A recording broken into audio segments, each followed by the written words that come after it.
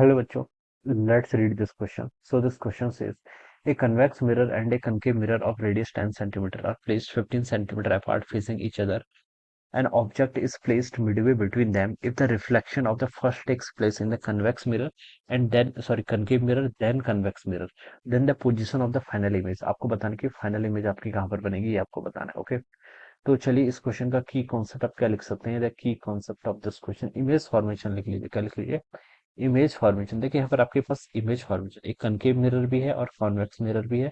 इन दोनों के कारण आपको यहाँ पर इमेज फॉर्मेशन बता रहा है. ठीक है, चलिए इस क्वेश्चन को स्टार्ट करते हैं. ये कन्वेक्स मिरर और कॉन्केव मिरर दोनों फेसिंग कर रहे हैं. ठीक है, फेसिंग वाला केस देखिए ऐसा हो सकता है. देखिए मान लीजिए ये आपका एक कन्वेक्स मिरर है. ठीक है, कन्वेक्स मिरर है. ठीक है, ये साइड इसकी सिल्वर्ड होगी. ठीक है, this is the silvered side. Alright, this side is silver. ठीक है, और यहाँ पर, हाँ, और यहाँ पर आपका एक कनकेव मिरर है. This is the concave mirror. ठीक है, ये वाला आपका क्या कनकेव मिरर है. तो कनकेव साइड पे इस पे क्या होगा, आपका रिफ्लेक्शन होगा. ऑलराइट, इस तरीके से आपके दो मिरर हमने रखे हुए हैं. This is the principal axis. ये क्या है? प्रिंसिपल एक्सिस है. ठीक है, दोनों के पोल्स से क्या कर रहा है, पास कर रहा है. Convex mirror and concave mirror of radius of curvature कितनी, दोनों की 10 सेंटीमीटर गिवन की हुई है.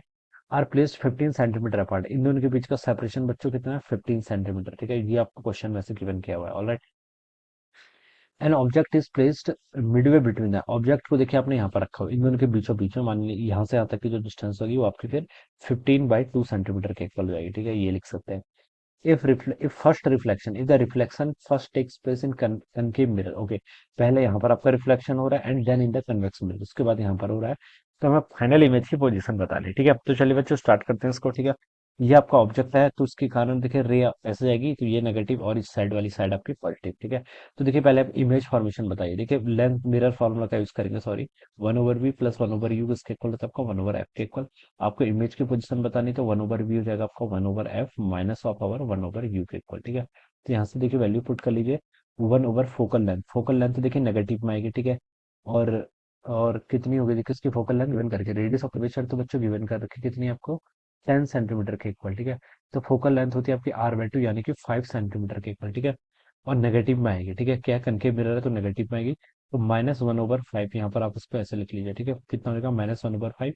और माइनस ऑफ 1/u, यू क्या होता है आपका ऑब्जेक्ट डिस्टेंस. ठीक है, ऑब्जेक्ट यहाँ पर रखा हुआ है तो 15/2 वाली, ये आपका 15/2 आपका यहाँ पर से ऐसे हो जाएगा. ठीक है, ये भी आपका नेगेटिव साइड में, तो एक नेगेटिव साइड यहाँ से नेगेटिव का साइन इधर आ जाएगा. ठीक है, इधर की डिस्टेंस को नेगेटिव मेजर कर रहा हूँ ना मैं, इसलिए नेगेटिव लिया. ठीक है, तो ये हो जाएगा आपका -1/5. ठीक है, और ये आपका माइनस माइनस प्लस, तो 2/15 यहाँ पर से ऐसा हो जाएगा.